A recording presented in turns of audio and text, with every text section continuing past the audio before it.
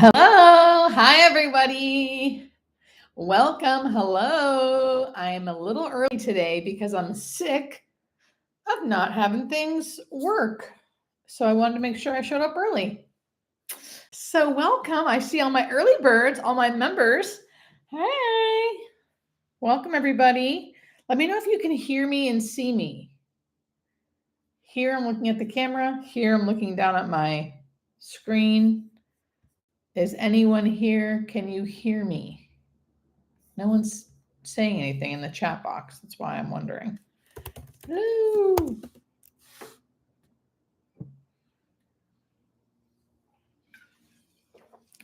Hello. Welcome, everybody. I'm Hospice Nurse Julie, in case you don't know. I go live at 5 every Wednesday. I'm a little early. Live at 5 every Wednesday. Lynn, I see your question. I want to make sure you're here before I start talking. I'm a little early. Welcome to all my members. I see all of my lovely members in green. Just love you guys. I mean, I love everybody, but extra love you, I suppose. Hey, teacher Julie.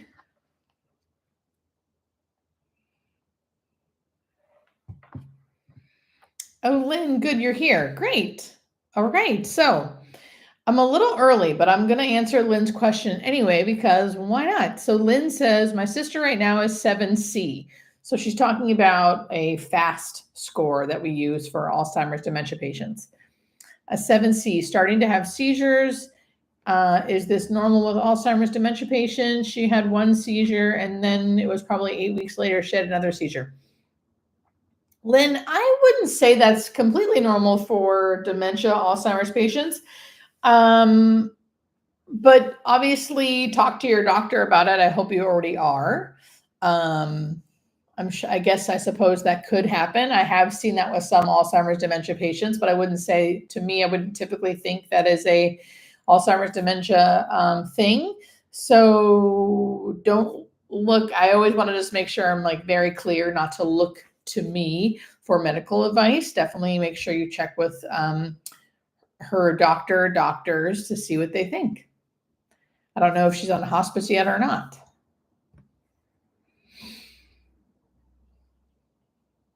Welcome, everybody. Oh, Mark says, hello, Julie. I'm in an ambulance, staging, not driving. Thank you for the awesome content. Thank you. Barbara, you're from Los Angeles. I'm in Los Angeles too. Thank you, Charlotte.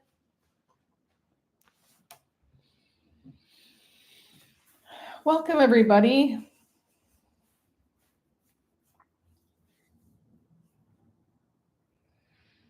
Thank you, Jim. Yes, on hospice, they don't seem to worry about it. Yeah, Lynn, so I would be the same way. I wouldn't be worried about it. I know that sounds like what the heck, but think about even if you took her to the hospital and they did all the EEGs to figure out why and did a different test to try to figure out why, they would still treat it the same. They would still say, well, now we maybe know why, but we're not really even sure, but we're going to treat it with Keppra or whatever, or we can help it, just treat it if she has another one again. Some people do seizure-like activities, but it's not actually seizures. So honestly, there's not much to do about it anyway. So as crazy as that sounds, I wouldn't be too worried about it either. You just want to keep her clean and safe and comfortable. Clean, safe, and comfortable. Welcome, everybody. Someone is here from Wales. We are worldwide tonight. Someone from Wales. Thank you for being here. And Sweden, Emma, middle of the night. Wow, you guys are dedicated. Does anyone know why I signed up as a member and I'm not green? Julie, shoot, I don't know why. Maybe some of my members know why, but I don't know why. Thank you, Cindy Lou. Welcome, everyone. I'm a little early. It's not even 5 o'clock yet, so you guys are just tuning in. This is great. I just came in here a little early just to make sure I didn't have any technical difficulties. What does being a member mean? So, Brandy, you basically have like a little bit more access to me And then during my lives, I see that you're a member, so I can get to your questions a little quicker. Once I get enough people in my membership program, I'm going to start doing private lives just with them. So that's it. Sally Gunter in the UK, 1 a.m. Paco says, is sexual intimacy possible in the last few months of hospice? It kind of depends on the disease. Most people, I would say the last 6 months for sure. But I mean, it depends on how healthy you are, like last 2 months of your life. Usually last 2 months of life, you're pretty weak. So that's like not number one. But I mean, if both parties are ready and willing, I mean, let's go for it. Am I right? Am I right? Oh, Jerry, I'm glad you're here. I'm sorry you're feeling so bad.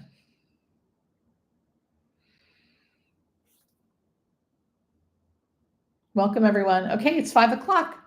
So if anyone's new, my name is Hospice Nurse Julie. I am a hospice nurse and death and dying educator. I speak about hospice and palliative care and death and dying issues. I come live at 5 every Wednesday on YouTube to help answer your questions. If you really want something answered and I'm not seeing it, just write it in all caps. This is my book, Nothing to Fear, Demystifying Death to Live More Fully. It is out for pre-order now. If you don't know already, you can get it at hospicenursejulie.com. That'll show you all the vendors. So Barnes & Noble, Amazon, Target, Walmart, all the places. Okay? So there you go for that. People are talking about how to sign up for my membership program. I wish I knew. I'm sure somewhere on my YouTube page, like if you went to my YouTube page, there might be like a sign up for membership program. But if you don't do that, make sure you at least subscribe to my channel so then you at least can get like notifications when I'm going live and stuff. Oh, Cindy Lou says she pre-ordered my book. Thank you. You could get a copy signed if you lived in California because I will be doing some book signings.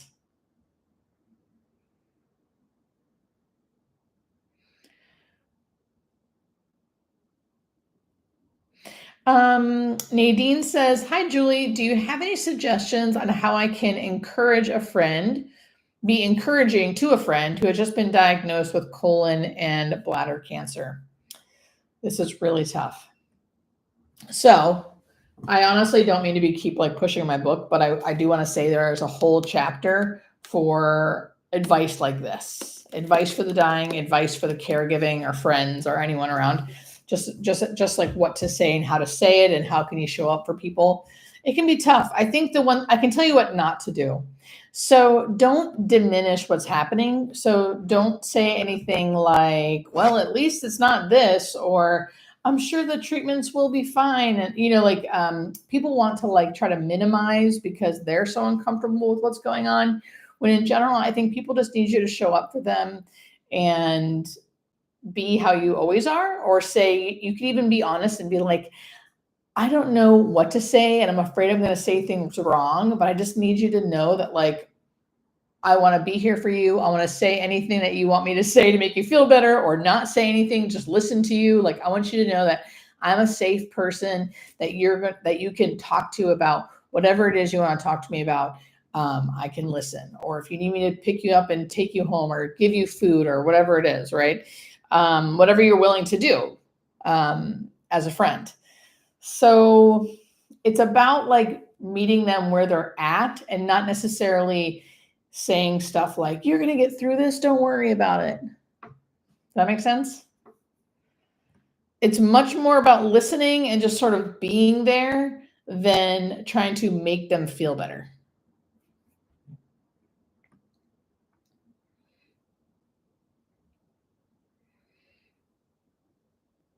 Thank you, Debbie.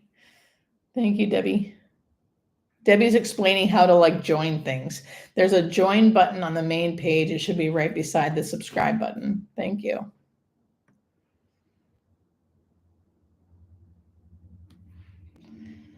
Mark 70 says, can I ask, I have alcoholic liver disease, cirrhosis. Question: how much warning do you get before total failure and death? Mark, it really depends. Everyone is different. I would, everyone's different. If you've already gotten the warning from the doctor, I mean, you can live a long life with it if you, it doesn't sound like you're going to stop drinking, which there's no judgment here. It really depends. It really depends. Sometimes it is just like done.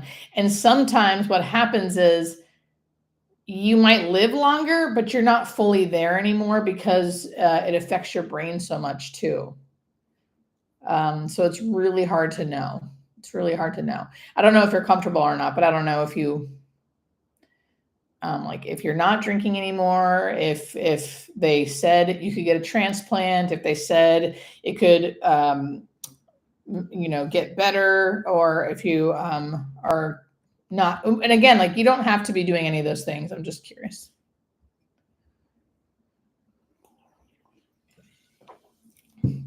Best place for grief counseling.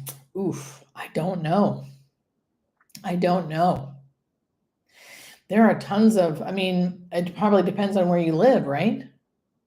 But I really am into group grief counseling, people who are going through the same thing you are. So I like that kind of stuff.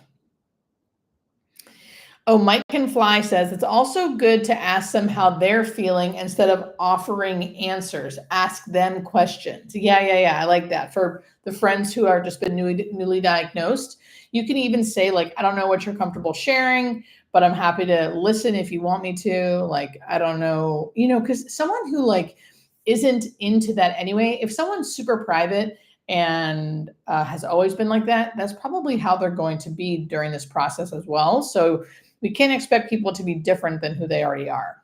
You know what I mean?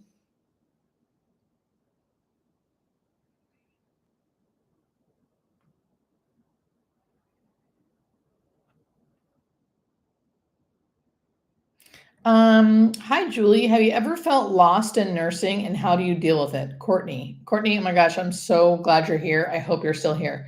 Yes, I felt lost in nursing for many, many years. For most of my nursing career, I felt like I made the wrong choice and that I shouldn't have been a nurse.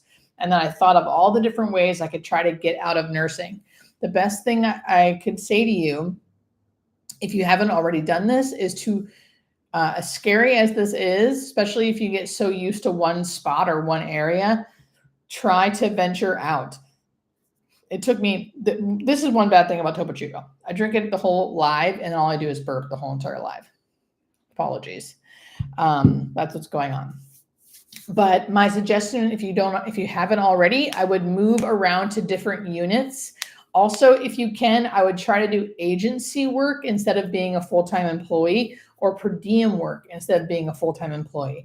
So what I do is I go to a large organization that needs a lot of help and I take a per diem position. And then I work per diem almost full-time. So basically, like I'm acting like a full-time employee, but I'm really a per diem employee, because then I can kind of come and go as I please. I don't have to worry about being on call and all the different rules that come with being a full-time nurse. And you get paid more, or you should. If you don't, then don't take that position. You should get paid a lot more. And then you do have to pay for your own insurance and like plan for paid time off and stuff, but it's 100% worth it. 100% worth it. Lynn says, I still can't find your book anywhere in paperback. Am I mistaken that it's available in paperback and hard copy? If only in hard copy, I will pre-order that way. Can't wait. I really feel like it should be, there are places that it's available in paperback. I could be wrong, but if you go to hospicenursejulie.com and then you can, it'll go pre-order book, and then you go to there, it'll show you all the places selling it. And I would just click on all of those until you see a paperback version. I swear I saw some paperbacks, but maybe not. Maybe not yet. I'm sorry. I would still try it though. Bob says, I went to both group and individual grief counseling. Group and individual grief counseling. Bob, if you are still here, can you tell us if you liked one more than the other? And Julie says, I would say I only saw it in a hard copy too. Huh. I feel like maybe I swear I have seen some paperbacks, and maybe they're sold out. Emma from Sweden says, do you think that the persons that work with palliative care have special personalities? I think a little bit, but it doesn't. I know everyone's always like, you're an angel if you work in hospice or palliative care. I don't find that to be true. I think it's a lot of people who have spent a lot of their time in other units like the ICU or the emergency room that eventually want to shift to something more comforting, because hospice, despite what people think, is pretty comforting.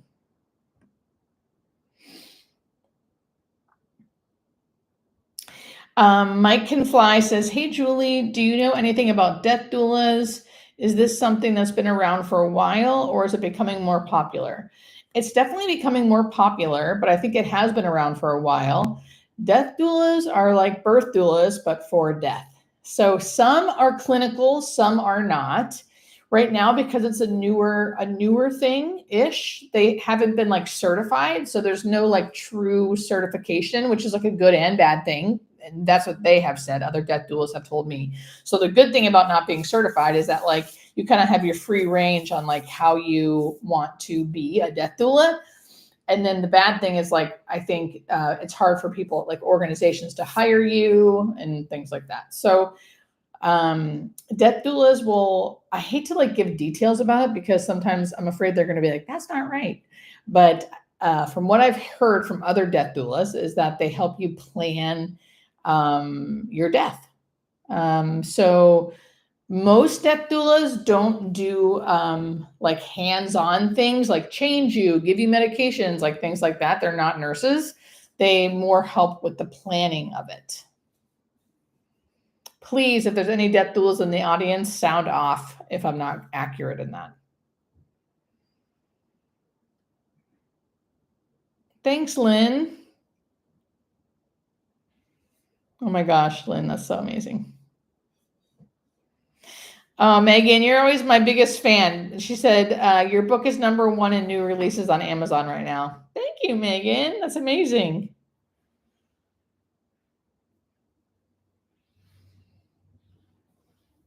Oh, Roxy says, enabling closed caption in your videos would be appreciated. Roxy, I thought that was already happening, so I'm sorry that it hasn't, and I will look into that. Thank you.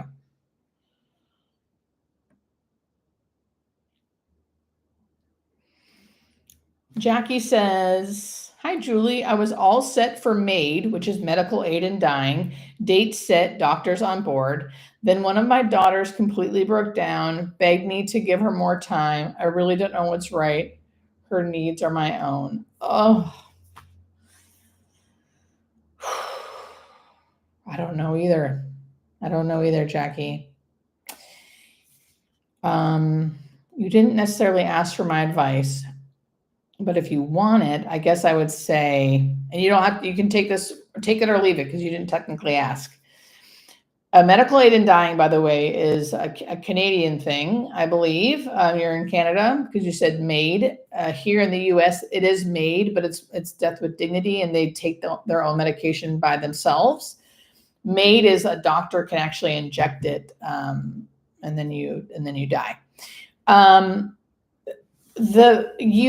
bet you could find a social worker or a family counselor or something through the hospital and see if you could maybe do a family meeting and see if you guys can't get on the same page. It's so difficult. I'm so sorry. I'm so glad you're here.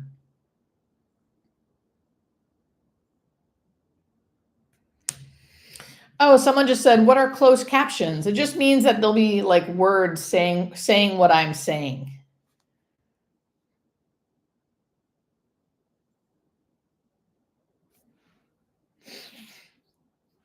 Welcome all my members. I love seeing so many members here. It makes me so happy.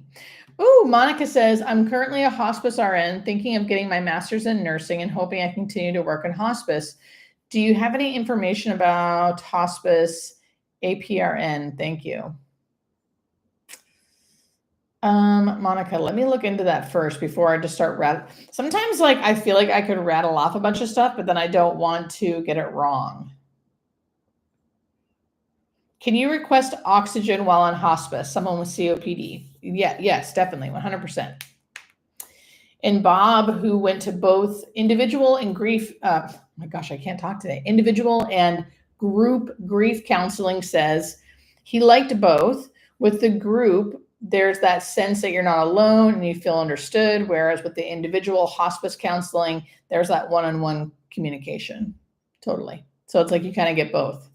And just so everyone knows, if your loved one is on hospice, when they die, you still have a year's worth of bereavement services. So grief counseling, group counseling, different classes and stuff you can go to. So please utilize that. How many people have you seen die alone? As a woman who's decided not to have children, I wonder about my end of life and what it will look like if my partner passes before I do. Alex, I've seen many people die alone. And I did a video about this once, how it's not as sad as people think. Especially if you have kind of planned. So that's another thing, plan for this.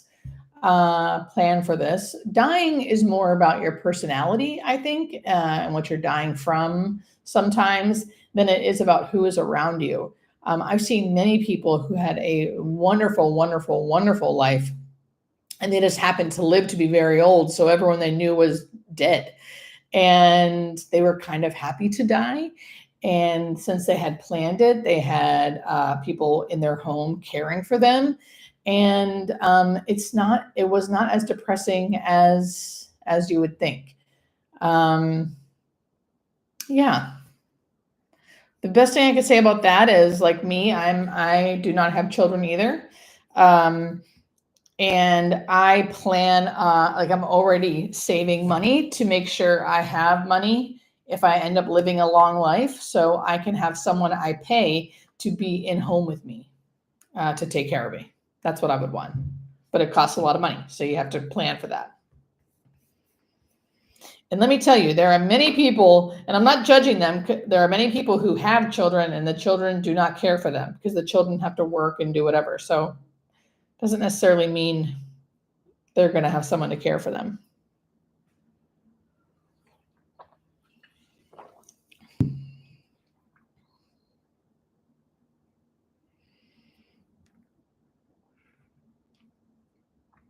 How much does that cost? A lot of money. To have someone in your home caring for you 24 hours a day, it is a lot. It's a lot. Will I be able to afford it? We'll see. But I'm going to try to. But I mean, it's like, probably thousands and thousands of dollars a month, especially in California.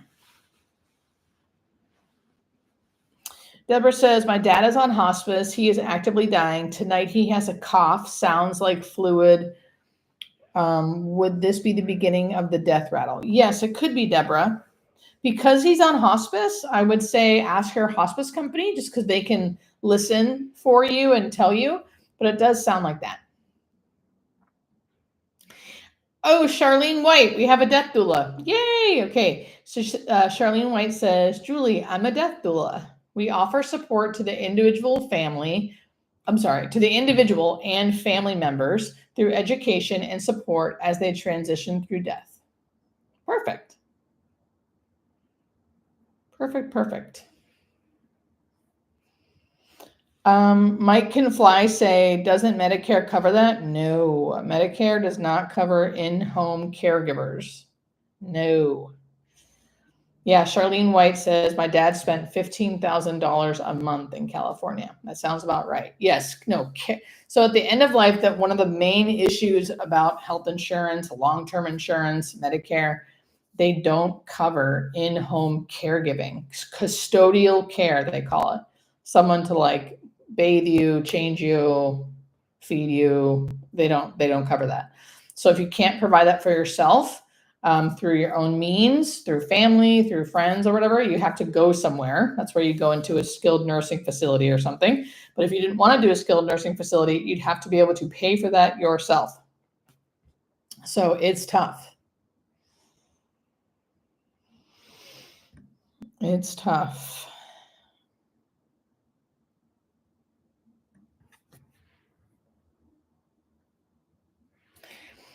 Spirit says, my brother was given morphine every 15 minutes in the last hours of his life. Yes, that can be common if someone is breathing really rapid or like moaning, being in pain. That can happen, yes. Hi, Julie. I've been diagnosed with gastroparesis. Have you cared for many patients with this, please? You know, Joanna, sorry.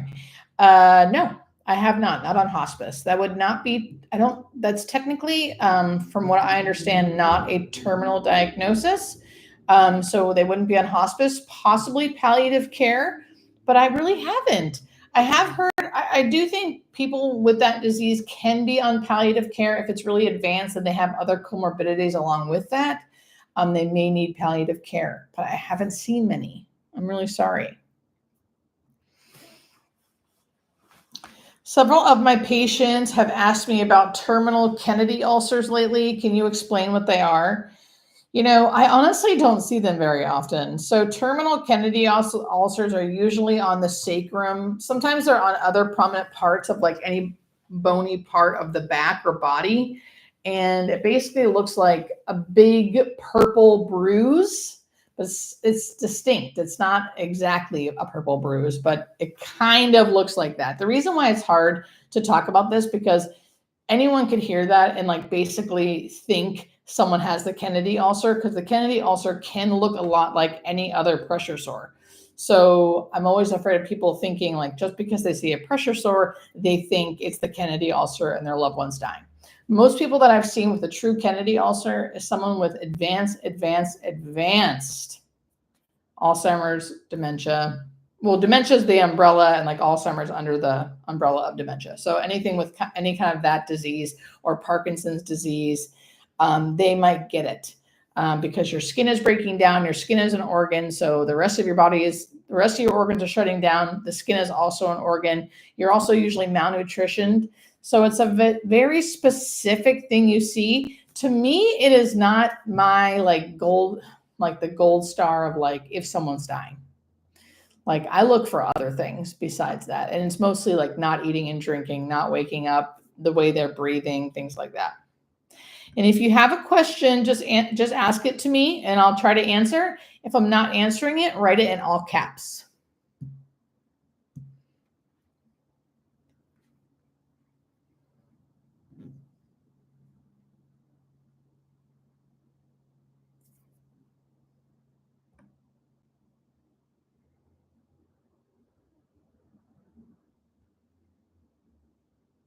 Thank you, Monica. Monica just answered. I love it. Oh, Doug Tweedy, thank you for being a member. Let's see here. Bear with me, everyone. I'm just looking through the comments.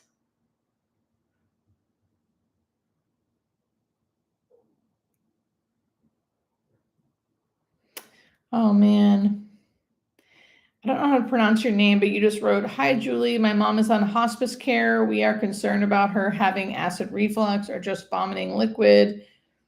She doesn't eat. We put a nausea patch on her. What else can we do to help her with that? So I cannot give specific medical advice. I would tell you to lean into your hospice team, ask them, trust what they're saying. We're concerned about her having acid reflux, just vomiting liquid. I mean, if she continues to keep vomiting, I would ask them to like, there comes a point where like, we can't figure out why someone is having those issues because the tests and the procedures would be too much on them anyway. So you have to just sort of treat the symptoms by like doing the nausea patch, just keep giving them nausea medicine, trying to give other medication for acid reflux.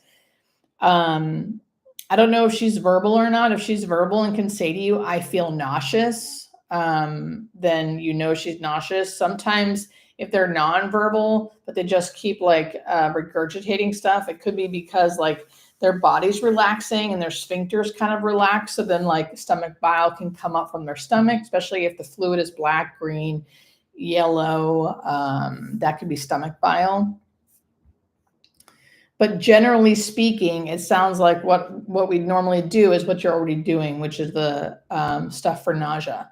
There's also stuff you can do where you give suppositories for nausea. So like Compazine suppositories are really helpful. So I would just keep working with your hospice company and have them explain to you why they're doing what they're doing. And if they can't, have the nurse call the doctor so they can explain to you. I hope that helps a little bit. Can you explain the sudden burst of energy some people get before death? So no, we can't. It's called terminal lucidity, and we don't know why it happens, but it happens in about 1/3 of all of our patients, and it does happen a lot. Since I'm allergic to morphine, what could hospice give me? They usually will give you Dilaudid, and they'll actually ask you how you're allergic to morphine. Like, is it a true allergy? Do you just get nauseous? Like what usually happens? But there are other medications we can give.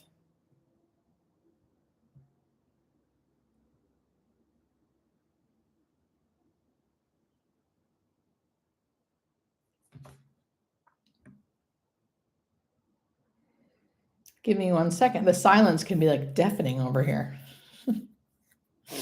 I'm just reading through the questions.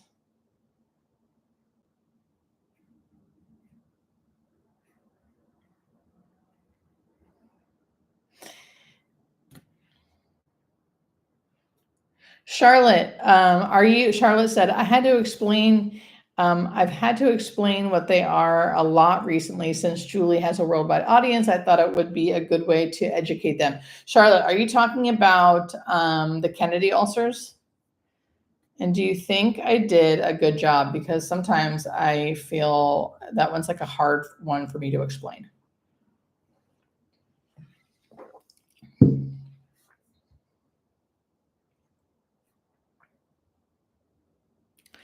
Do you see a lot of hospice patients that cry a lot? My mom was at hospice. My mom is on hospice at home, actively dying, crying so much, and I wasn't prepared. Interesting. Crying. Is she awake and being like awake? Or is she unconscious and you see tears? Let me know about that.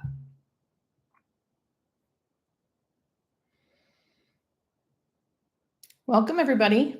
If you're new, I'm hospice nurse Julie, in case you don't know. I go live at 5 every Wednesday, Pacific Standard Time. Anyone you see in green is a member of mine. And if I get enough members, I'm going to start trying to go live just with them so we all can talk. Yeah, Monica, who's also a hospice nurse, says, I don't see many patients crying. Usually patients are unconscious towards the end and don't know what's going on. Agree, Monica. That's why I was wondering. Yeah, in general, I don't see many patients crying at the end of life. Actively dying means that they are going to die within a few hours to a few days, and they're usually unconscious during that time. So I wouldn't see them crying.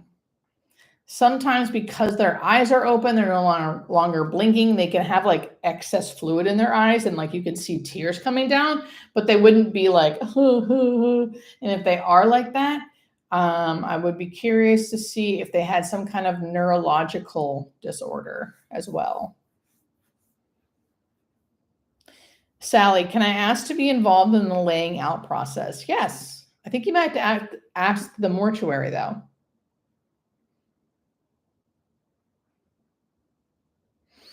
Charlotte says, Kennedy ulcers really occur so close to the end. My experience is my patients have them within a couple of days prior to death. But not all your patients, right, Charlotte? Like very few of my patients have true Kennedy ulcers. Some do though.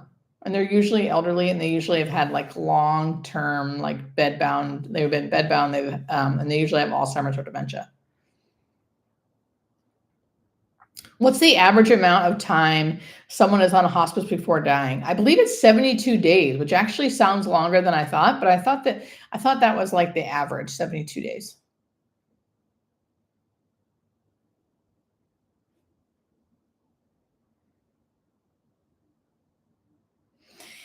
Viola says, Julie, can you please explain what a death by stomach or colon cancer could look like?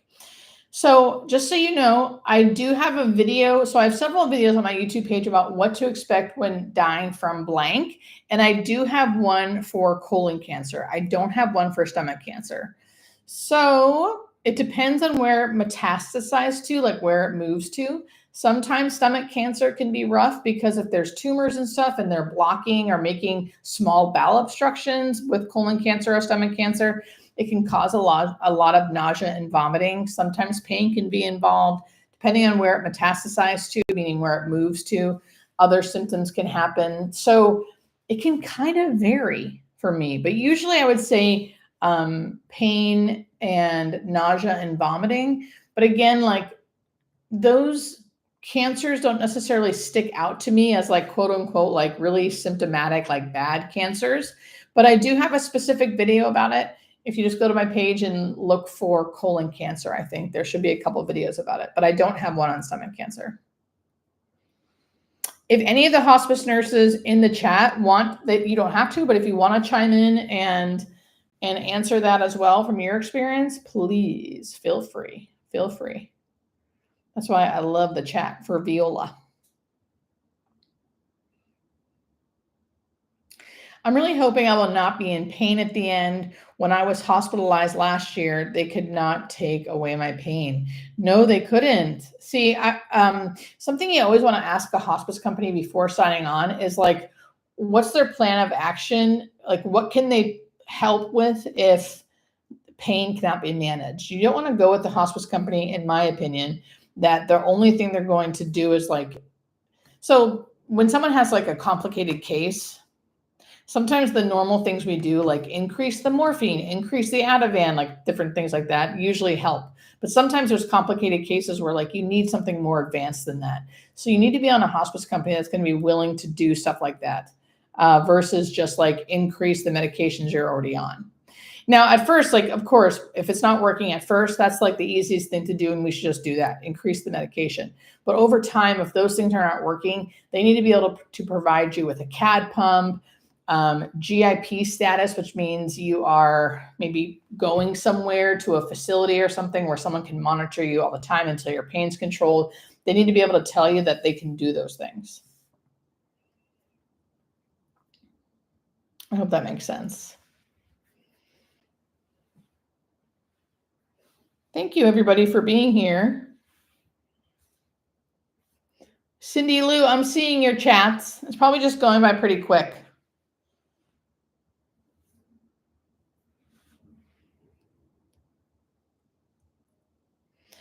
Sally, when you said laying out process, I honestly thought you meant in the funeral home where they lay them out.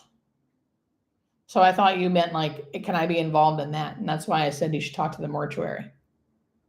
But maybe that's not what you meant.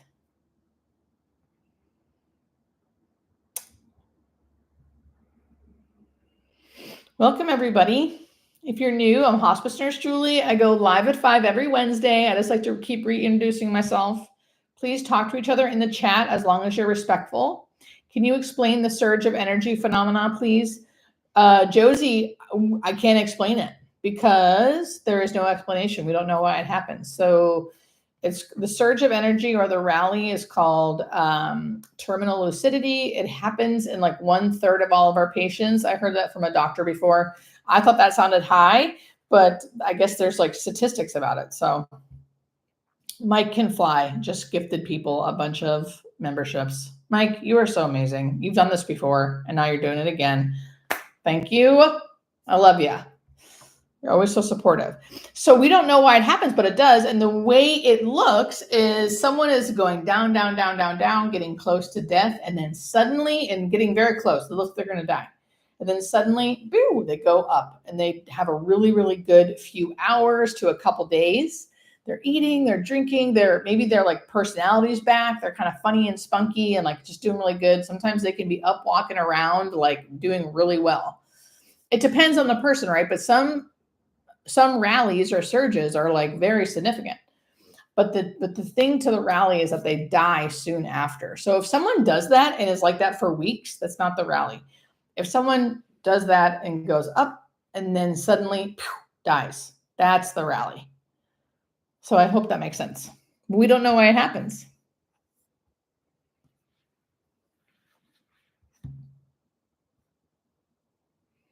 Have you ever witnessed someone seeing something not pleasant or even scary at the end, opposite to heavenly visions, angels? I honestly have not. I honestly have not had anyone see anything scary.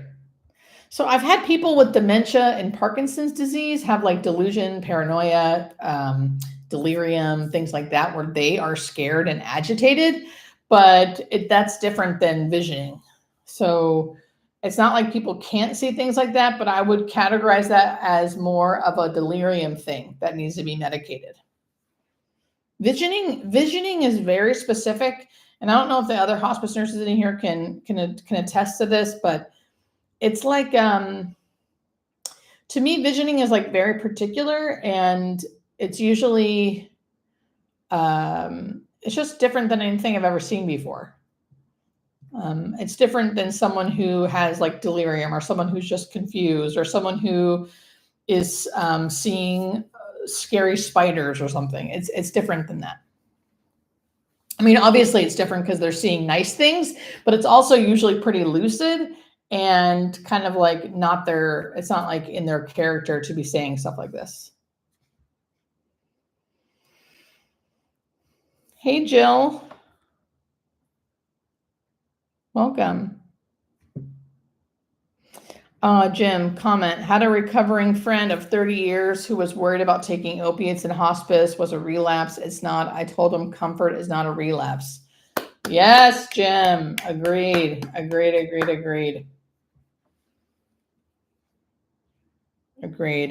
I'm in recovery, as I think most of you guys know. So I wouldn't have that fear. I would know that I'm not relapsing, but I don't want, I am afraid of starting to crave that stuff if I was in pain and needed it, but it's important. You have to do it.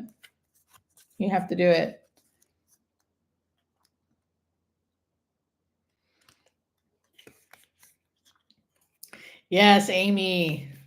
Amy says, hi, Jim. Yes, I'm an opioid addict in recovery, and I plan on taking opiates in hospice for sure. Same.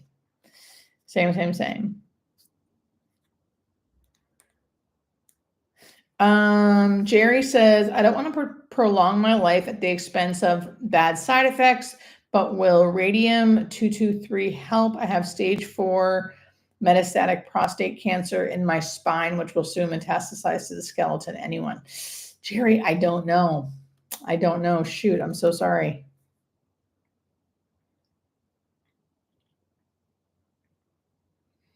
Oh, Mike, I didn't know that about you. I'm so happy for you. Thank you.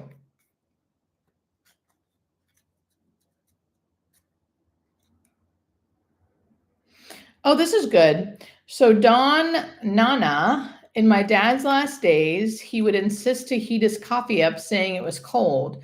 Is it normal to lose temperature sensitivity during the last 2 weeks? He had metastatic lung cancer. I wouldn't say it's normal. I wouldn't say like that's like a thing I would notice, but that could be something that could happen, I suppose. Or maybe, I don't know, like what his past like chemo or radiation did, but sometimes that can help make you lose sensitivity. Maybe things are dulled a little more, so you need things to be extra hot or extra something so you can actually taste it. That could be a thing, because I think taste and stuff can change too. But I wouldn't say I hear that all the time. Have you had patients that were in denial? My niece is not on hospice yet, but is still in denial mode, did not want to know how long she has. I have so many patients that are in denial, so many patients, and it makes me so sad. I also understand. I also get it. And you have to meet people where they're at. Um, some people we can get there and help them get to a place of a little more acceptance, or at least talking about the denial, talking about it. And some people do have a harder death because they refuse to talk about it. That also happens. That also happens.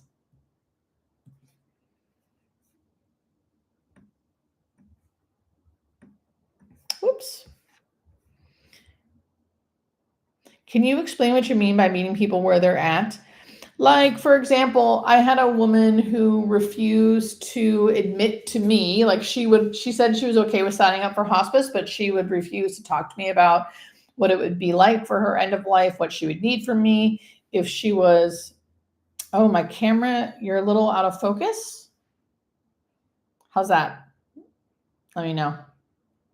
And the first time I'm meeting someone, you have to kind of gauge where they're at. Like, I'm meeting someone for the first time in a really difficult time in their life. All through their life, I haven't, like, you have to meet people where they're at in the sense of like, I can't just bark at them. Like, it's going to be better for you if you just understand and start admitting and knowing that this is terminal and you need to get your things in order. And like, that's never going to help. That's never going to help. No one's ever going to listen that way. Ever, ever, ever. So meeting someone where they're at is allowing them the space to like be who they are and do what they want to do. And then I always offer, whenever they're ready, I'm willing and able to talk to them if they need to, or not me, but anyone in their healthcare team. And then I sometimes will be like, it's totally normal for you to feel this way and be this way and act this way. If you ever want to talk about that, you can talk about that. This is all we do day in and day out. We're professionals in this, so we're happy to talk you through it. But at the end of the day, if they still don't want to, you got to meet them where they're at and let them be that way. I hope that helps. Oh, thank you, Christine B.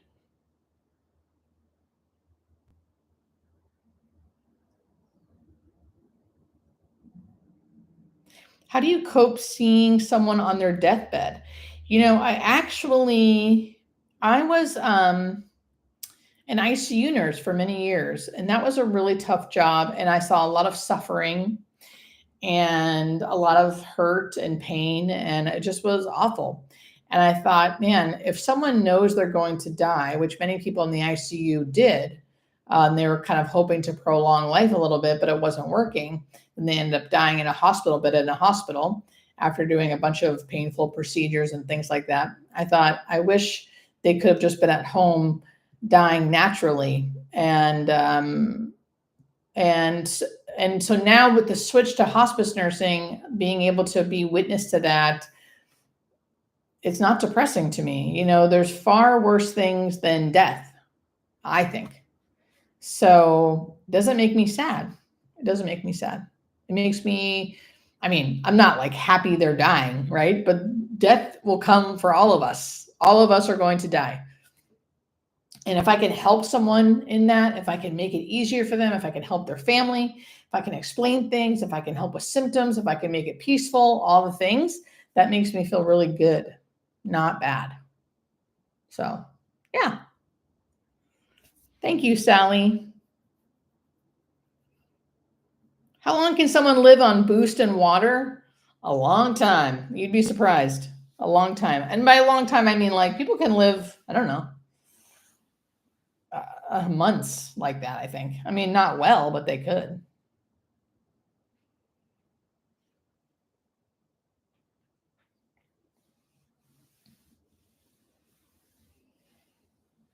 Aw, thanks, Cindy Lou. You're so sweet. Welcome, everyone. Got about 15 minutes, 324 you in here. So funny. More people come on as the longer it goes. Should we talk about my book real quick? Nothing to Fear, Demystifying Death to Live More Fully. I don't have to talk about it, but just so you know, if you're new here, you can, my book is out for pre-order Everything I'm talking about in my lives is also in the book, but in more depth, obviously. You can get it at hospicenursejulie.com.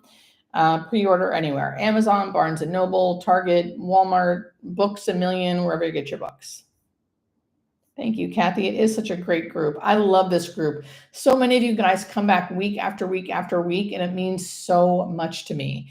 And we have a really good community here. It means so much that you guys are here.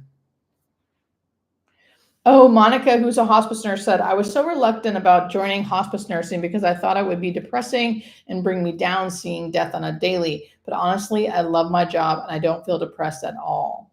Monica, I feel the same way. It makes me so happy you feel that way. The rule of threes. Humans can live 3 weeks without food, 3 days without water, and 3 minutes without air. 3 minutes without air? It's a long 3 minutes. Christy says, I wish your book was coming out earlier. You and me both. I have a family member in end-stage pancreatic cancer. Oh, Christy, I'm so sorry.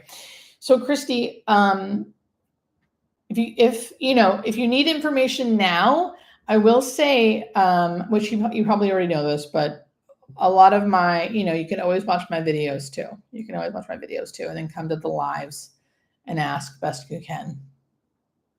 Thanks, Janet, who just said I'm going to go pre-order now. Thank you. Oh my gosh, this group means so much to me too, you guys. Thank you. Can you narrate the audio? Do I narrate the audiobook? I do narrate the audiobook. Yes, it's my voice. Thank you, Cindy. I really like that it seems like you guys are all friends in the chat. It makes me so happy. Not you guys. We are all friends, me included. Audiobook for me, same. Thank you, Charlotte. Charlotte is another hospice nurse, and it makes me happy when other hospice nurses like me, because I'm a nurse's nurse. Okay, I know I can kind of I think sometimes I can make hospice seem like just constantly warm and fuzzy, and I know it's not. There are realities, and being a nurse is hard in general, especially if you're a full-time nurse. So I could see how if you're a full-time nurse listening to me, you might be a little bit like, what? So I really appreciate it when nurses are here and like what I'm doing, and I like what they're doing. Thank you, Sandy. Girl, how many times are you going to tell me how to say your name, and how many weeks am I going to not know how to say it because I have a learning disability? I just can't get it. There's just some things that it makes no sense. It's so embarrassing.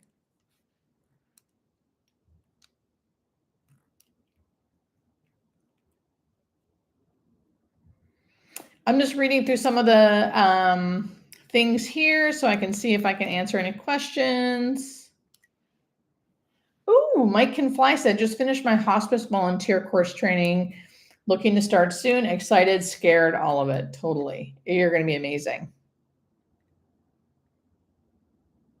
Oh, good. I said it right. Oh my God, it makes me so happy.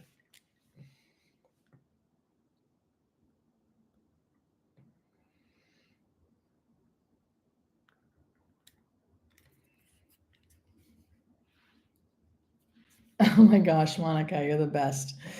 Monica said, Julie, you literally trained to be a hospice nurse. I watched all your videos when I joined hospice. Thanks to you, I sound like I know what I'm talking about. Thank you. Janet, you just pre-ordered. Yay, thank you. Yeah, I love listening to audiobooks when I'm driving too. Interesting question about whether the dying ever had panic attacks. I have not witnessed patients having just sudden panic attacks unless they've already had panic attacks in their life. But at the very, very end of life, when people are in the actively dying phase, I think the other hospice nurses can chime in if they want. People are unconscious, and they're unconscious, and their body is just going through the biological, physiological, and metabolic changes it's going through. There is no one, I've seen very few people like conscious and aware during the actively dying phase. Every once in a while, when things don't go like the normal, like slow trajectory of like, sometimes some people will just like at a drop of a hat, like turn actively dying and they can be a little more conscious. But I see that like so rarely. So people are not panicking. People have anxiety and don't want to die before they're in the actively dying phase, and that's all normal. And we use our whole hospice team, the nurse, social worker, chaplain, doctor, CNA, volunteers, to all help with that process, and the families.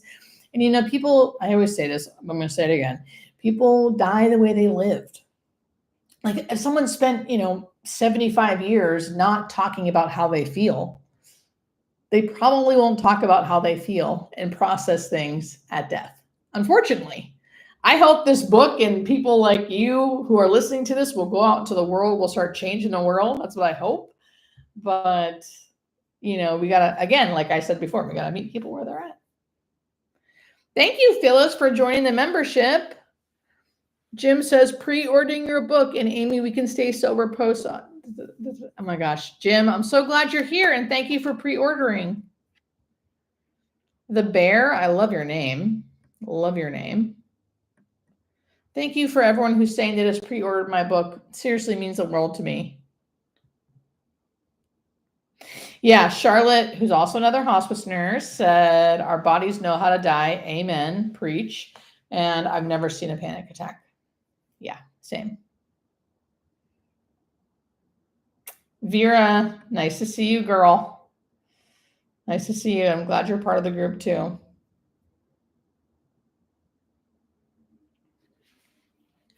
Hi, Julie. Have you ever considered a reality show or a series featuring your vocational hospice experiences? I have, and I have had people approach me for that.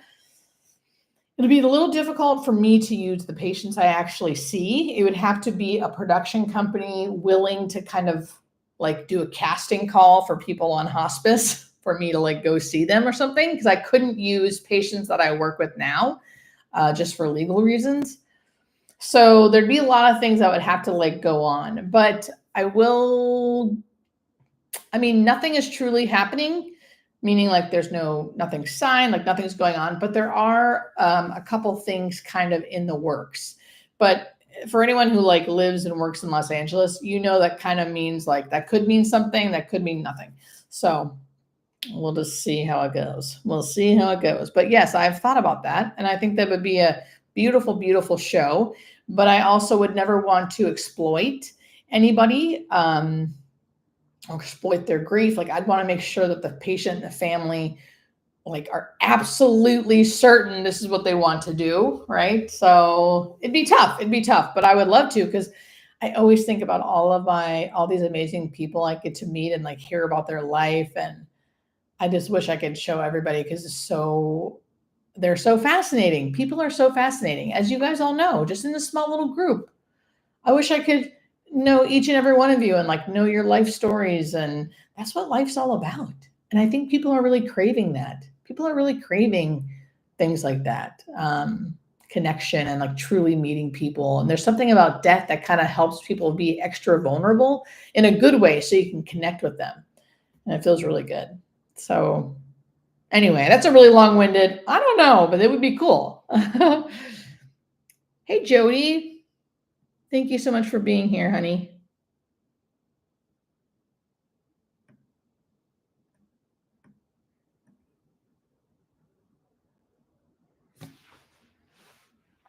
Jerry, I am glad you're here.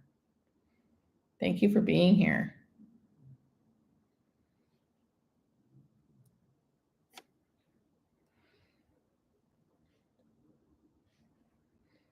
Jerry said, it seems I have about a year left and I'm doing lots of fun things like learning to play the guitar. I will go fighting Irish. Jerry, that's what I'm talking about. So that's what I mean. Like as much as hard as it would to really be like, wow, I have a year left. That's what I love when people do. They take that and then they start doing shit they want to do. whether it be playing guitar or seeing people or not seeing people, or going for walks every night, appreciating the night sky, appreciating ice cold water, Topo Chico. I was just on a podcast today, and the guy's question at the end was, I hope I can say this. We'll see. But it was, oh shit, I already forgot the question. I'll make up my own question then. It was kind of like, what would you dare us to do? Or something like that. And I said, I dare people to imagine they only have 6 months left to live. And I'm not the first person to like say something like this, so it's not like I'm making this up, but like imagine that, like contemplate that reality and think about what you would do. Who would you see? Who would you not see? Would you move? Would you stop doing certain things and start doing other things? And contemplate that for a while, and then remind yourself that you're not dying in 6 months, right? You're back in reality, you're back in today. And like, can you take any of that and kind of put it into your everyday life now? I know it's not possible totally. Like, you still have to work, you still have to do certain things. Maybe you have to live a certain place because of whatever reason. But can you take any of those little aspects and put them in your everyday life and live that way now? Maybe you think, I know when someone knows they're dying, a lot of the times they say to me, I wish I could have appreciated my health. I wish I could have appreciated, thank you, Alma. I wish I had appreciated my health. I wish I could have appreciated my sight, my hearing, my legs. Can we take that today now and realize what a gift it is to be able to walk, to be able to speak, to be able to live independently. Those things we take for granted. And I think contemplating mortality, contemplating diseases, and not to like ruminate and feel awful and cause anxiety, but to understand that that's not happening right now. And look what is happening. We have this healthy body where we can live and walk and move and breathe for the most part.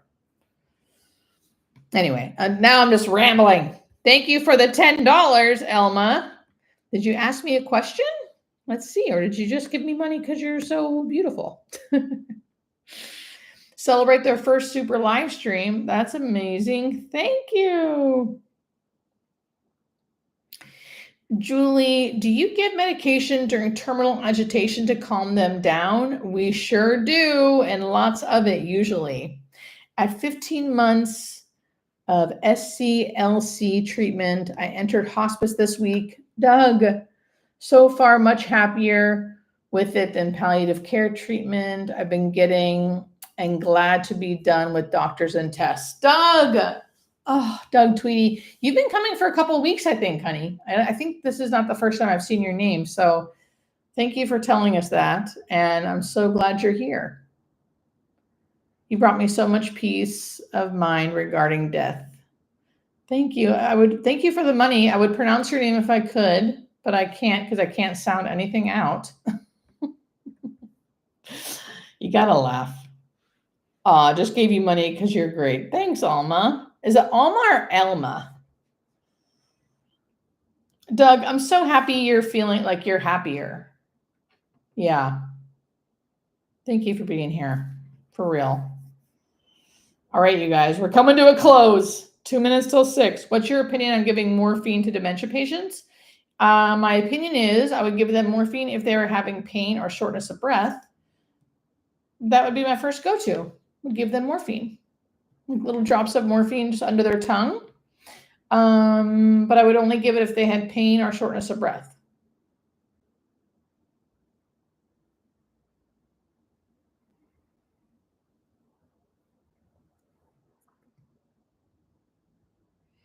Ooh, New York RN here, new to the group. Great info. Thank you. Thank you for being here.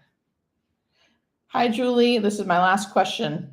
What's my favorite Topo Chico? No, this is my second to last. My favorite Topo Chico flavor is regular Topo Chico. I actually don't like the flavors. I know, unpopular opinion. Philip says, hi, Julie. I lost my 87-year-old mother to Alzheimer's 1 year ago after being on hospice for 8 days. Oh, It was the most beautiful, comforting experience. I'm so constantly promoting hospice care. God bless. Philip, thank you. Thank you. And thank you for being here. And more importantly, thank you for being there. And thank you for promoting hospice. I'm really, really glad you had a good experience, because it's so hard when you don't have a good experience. So I hope my videos help people that haven't had a good experience either. I hope. Oh, Tara. Why can't I pronounce things, guys? Oh, it's from Rob. Retired military and retired police officer. Seen many die in person, including both my parents. Mostly peaceful. Your channel comforts me. Thank you. People are giving me cash at the end of the night. Thank you, guys. I really appreciate it. Seriously. Yeah, morphine does taste bitter. Yes. Monica, one of our fellow hospice nurses, also educating in the chat, which I love. Thank you. Remind us of the name of the book. Oh, thanks, Jody. I always have to go opposite. So my book, before I go, Nothing to Fear, Demystifying Death to Live More Fully. Here it is. You can get it anywhere you get books, but the easiest way, I think, would just go to hospicenursejulie.com, and you can find the pre-order there. So you can pre-order anywhere, and it's a hard copy. I thought it was in paperback, but it might not be, but it will be, I think, eventually. Audiobook, and you can get it Kindle too, ebook, but only in certain spots. So you got to kind of check around where you can get it. All right, you guys. And I'll be back next Wednesday, 5 p.m. All my new members, welcome. All my old members, thank you. And everyone who is here, thank you so much. Everyone who listens afterwards, thank you so much for listening afterwards. I appreciate you guys so much. Seriously, it means the world to me to have this community and such nice freaking people all together, supporting each other. Really means the world. Really means the world. We're changing the world. All of us together. So thank you. Okay, enough gushiness. Love you guys. Bye.